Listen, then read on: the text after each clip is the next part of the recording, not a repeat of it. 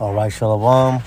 This is Brother Yashamai from the GMS Atlanta camp. All praises, all glory, all honor to Yahweh Ba'Hashem, Yahweh Shai, Ba'Hashem Kakadash. Double honors to the elders and the apostles of the great millstone who will and teach well, who taught us his truth. This video is going to be going into the tribe of Rueben. So the tribe of Rueben are what you would call today the Seminole Indians. All right. And matter of fact, when we get that word Rueben, that name is Rabawan, which means behold a son, or it's a boy. Okay. So let's go ahead. I've got some articles pulled up and some things ready. So let's go ahead and get into it. And we'll start at Genesis 49, verse 3 says, Reuben, thou art my firstborn, my might and the beginning of my strength, the excellency of dignity and the excellency of power. Okay, so a couple points to grab here. We know that Reuben was the firstborn, but ultimately he didn't get that blessing, right? He didn't get the blessing of the firstborn, which as we continue to read, we'll get into it. And then furthermore it says, my might and the beginning of my strength, the excellency of dignity and the excellency of power. So the first precept that we're going to get from here is we're going to go into 1 Chronicles 5 and 18. And this is going to go into the excellency of strength and might. It says, the sons of Reuben and the Gadites and half the tribe of Manasseh are valiant men able to bear buckler and sword, and to shoot with bow, and skillful in war, were 44,703 that went out to the war. So Reuben, Gad, and Manasseh are three of the warrior tribes. So when it goes into the excellency of power and the beginning of strength, it's going into them being mighty, valiant soldiers, which we'll go ahead and get the first we'll get the first one here. We'll get the first article here. It says, the Seminole people launched a powerful and sustained resistance against U.S. attempts to colonize their lands in Florida during the 19th century in a series of conflicts known as the Seminole Wars.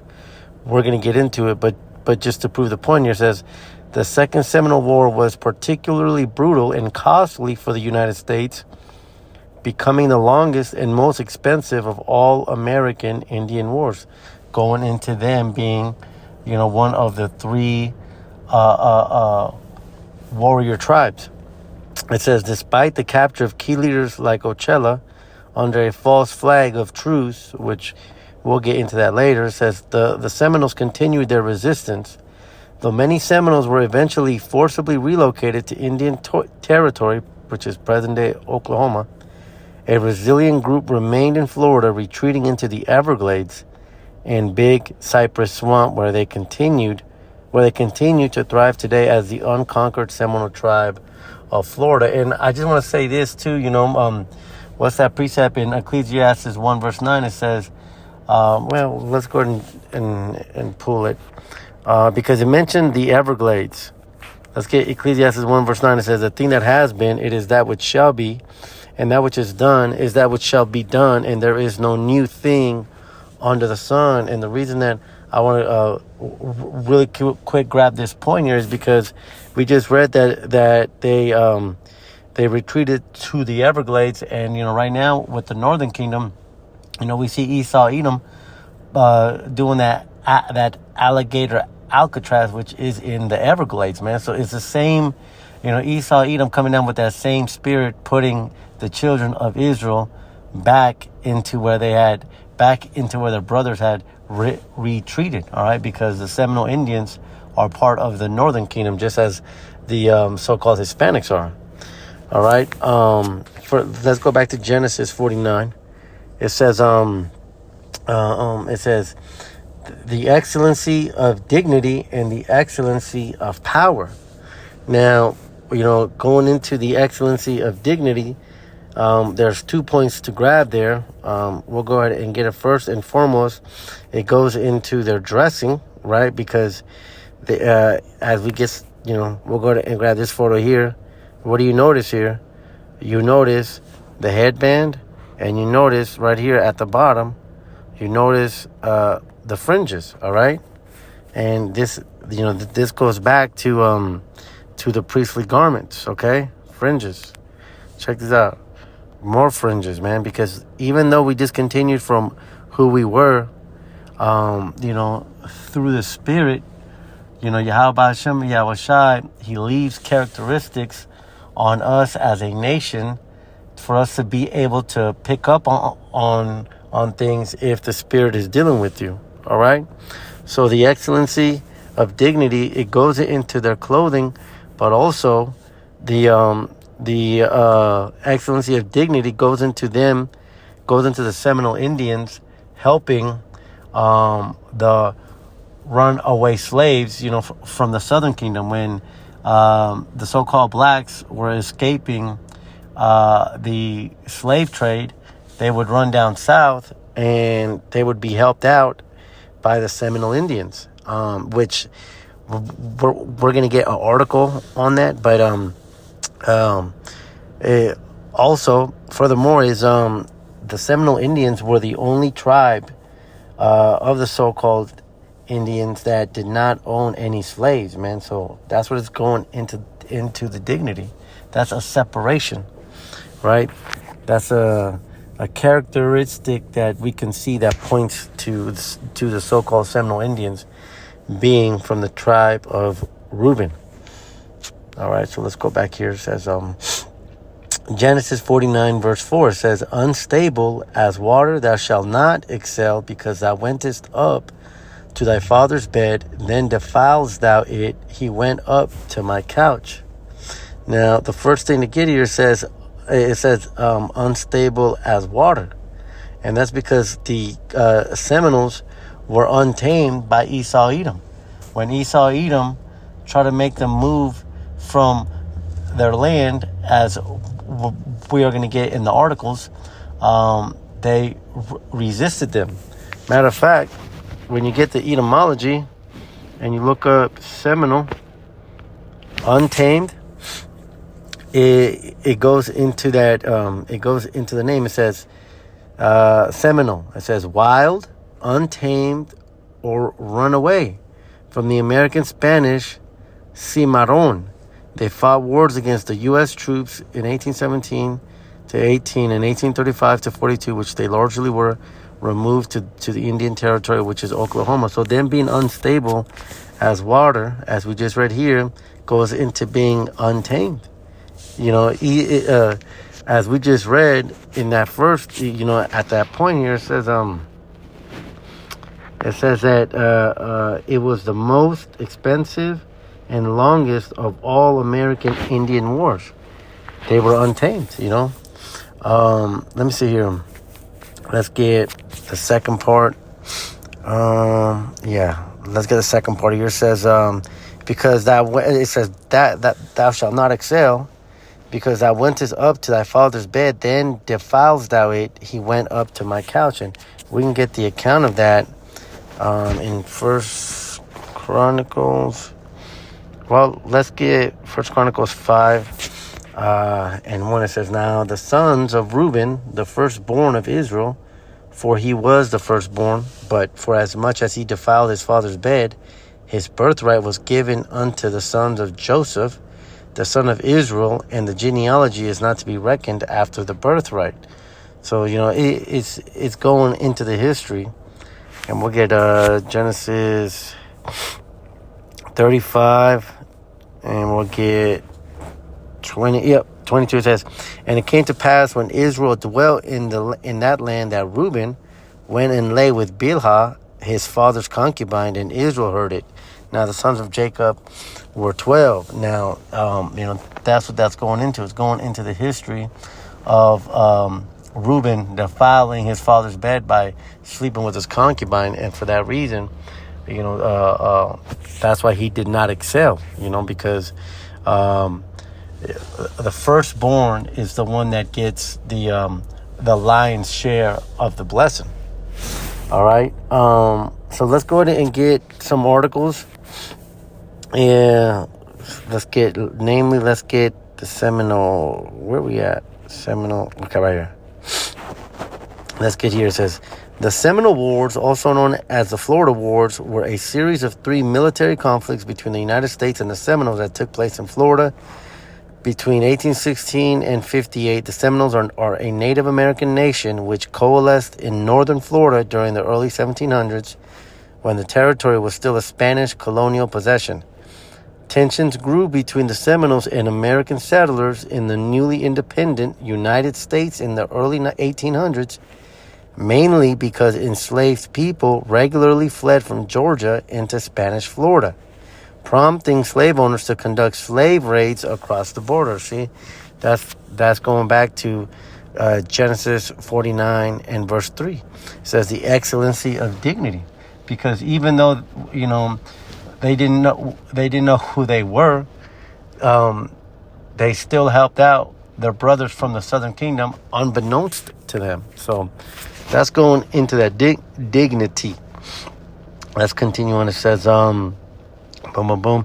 A series of border skirmishes escalated into the First Seminole War when American General Andrew Jackson led an incursion into the territory over Spanish objection. So here we go. We see Edomites, so-called Americans going into the land of the so-called Spaniards just to get their slaves back. Man, that's how fucked off Esau is, man.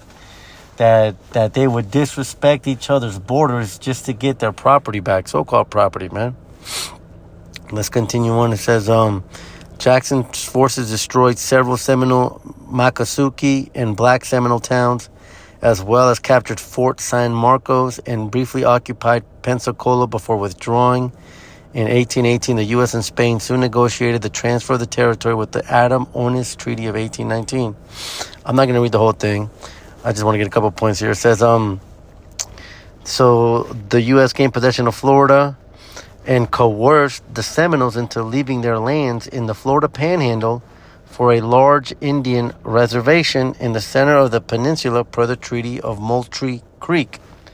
In 1832, by the Treaty of Payne's Landing, however, the federal government under Andrew Jackson demanded that they leave Florida altogether and relocate to Indian territory as per the Indian Removal Act. Now, let me get a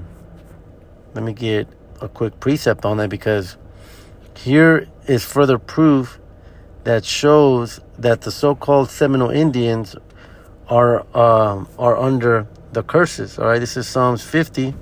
What is that? 50, 51, 52, 51? The sacrifices, 50, that desire, the thing that thou sittest and speakest, these things have you done. I was altogether not conceived, the highest hate is unto instruction. Let me find this. Break treaties, some of them. Let me see.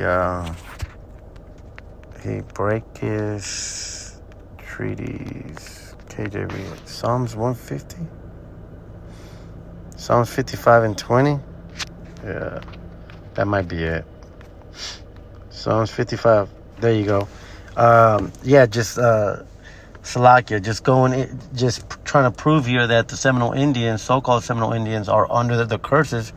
They were coerced into leaving one part of Florida, then into another, and then ultimately the so-called Americans, Esau, Edom, broke their own treaties and took them to the center of the United States. This is Psalms 55 verse 20. It says, he has put forth his hand against such as be at peace with him. He has broken his covenant.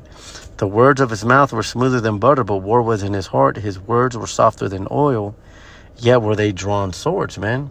And so, this precept is brought up because aside from the attributes, of the excellency of dignity, of them being a warrior tribe, another way to identify the children of Israel is if they are under those curses, man. All right, which matter of fact, while we're on the topic of curses, we'll get Deuteronomy 28, and we'll get verse 37. It says, "And thou shalt become an astonishment, a proverb, and a byword among all nations, whether Yahweh Hashem Yahushai shall lead thee." I mean, and did the so-called Indians not become that a proverb? I mean, the title in itself, a Seminole Indian, is a proverb, man, because they aren't Seminole Indians. They are Hebrew Israelites. But furthermore, the so-called Americans, Esau, Edom, put another byword over them by calling them savages, man. And yet, these savages were the ones that taught Esau, Edom how to farm, how to take a shower, how to, even in Canada, when the French came, they taught the French how to skin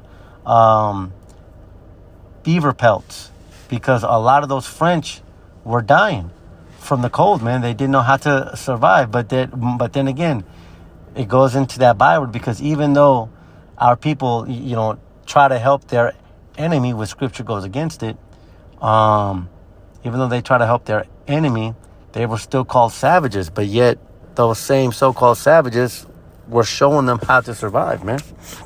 Okay, so let's continue on. We were at, right here, Seminole Indians. It says, those who refused to move resisted violently, leading to the Second Seminole War, which was by far the longest and most wide-ranging of the three conflicts. Initially, less than 2,000 Seminole warriors employed hit-and-run guerrilla warfare tactics and knowledge of the land to evade and frustrate a combined U.S. Army and Marine force that grew to over 30,000. Jeez.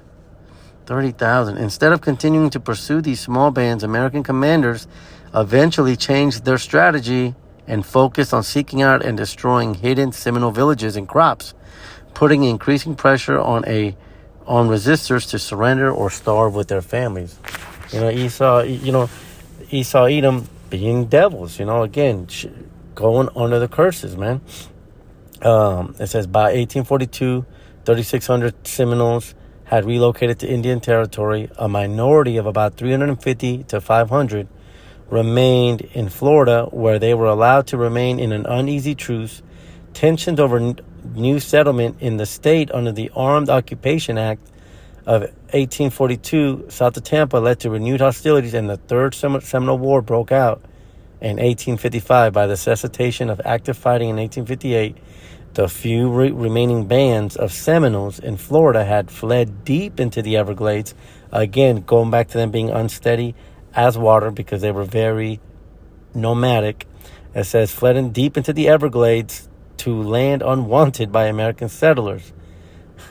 Taken together, the Seminole Wars were the longest, most expensive, and most deadly of all American Indian wars, which we had gotten that in the past. Now, let's look at some of their beliefs here, all right? It says, what were the beliefs of Seminole Indians? It says, the Seminole people hold a rich tapestry of spiritual beliefs, blending traditional animistic views with elements of Christianity, particular Baptist and Methodist. They deeply revere nature and their ancestors with a strong emphasis on community and harmony. Right, because as a people, as the Hebrew Israelites, we were separated from everyone else. We had, our own customs, right? We had our own community. All right, and even though they were worshiping, animistic, like wolves and the totem pole, things like that, they still had within their spirit, they still understood that they were to be separated. It says their traditional beliefs center around the power of the Creator, breath giver, and the interconnectedness of all things, including animals and spirits, which that's going off. But I want to get that breath giver, because what does that bring to mind? It brings to mind Genesis 2 and verse 7. It says, and the Most High Yahweh Hashem Yahushai formed man of the dust of the ground and breathed into his nostrils the breath of life, and man became a living soul. And isn't that what they call him? Breath giver?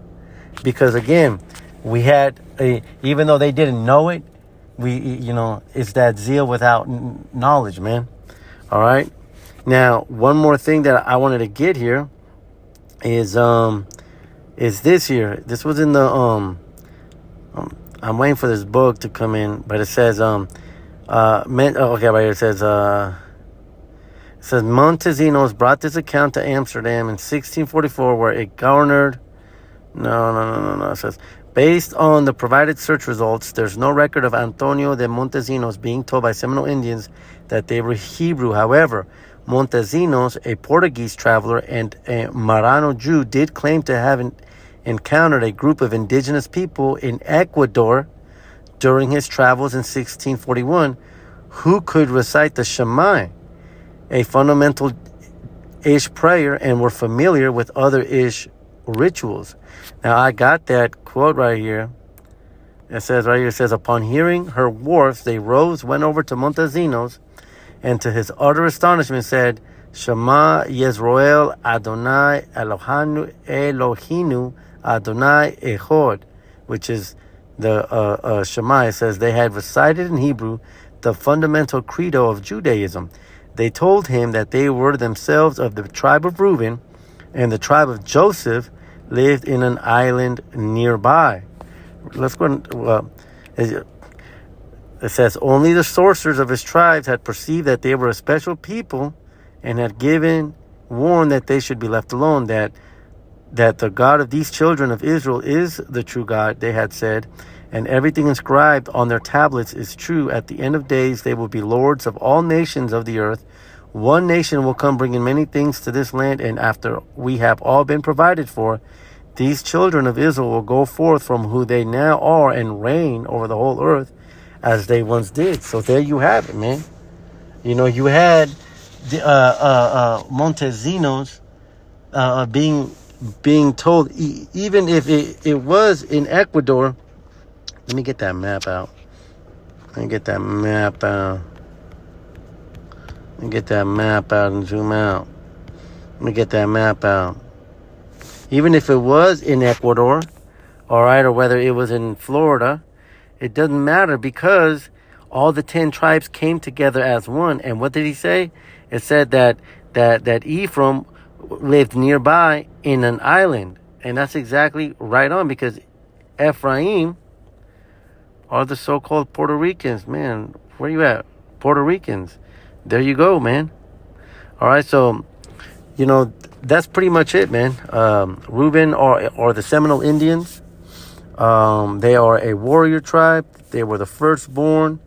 And because of their dignity of excellence, that's what kicked off the Seminole Wars, man. Is they were helping the Southern Kingdom escape from slavery. And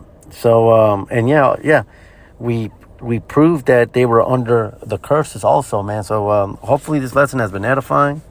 And until the next one, I'm going to say shalom.